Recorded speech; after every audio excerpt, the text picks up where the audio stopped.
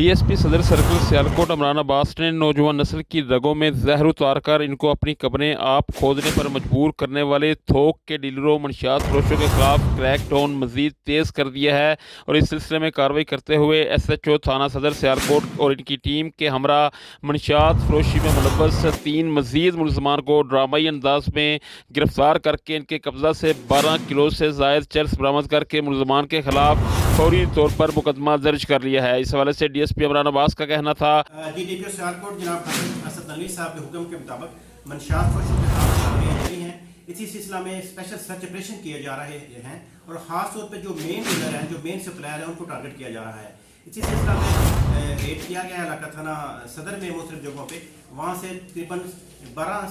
Kilo मनशियात बरामद की गई है और अब खास तौर पर मुसलमान को डायवर्ट किया जा रहा है ताकि वो पूरे नेटवर्क को ब्रेक किया जाए जो ये लानत में फैला रहे हैं और ख़ास तौर पे सियालकोट में ये मनशियात इंशाल्लाह जो पूरा नेटवर्क है उसे ख़त्म किया जाएगा, उसे पकड़ा जाएगा ताकि जो मेन सप्लायर हैं उन्हें रोका जा सके और लोगों को महफूज रखा जा सके।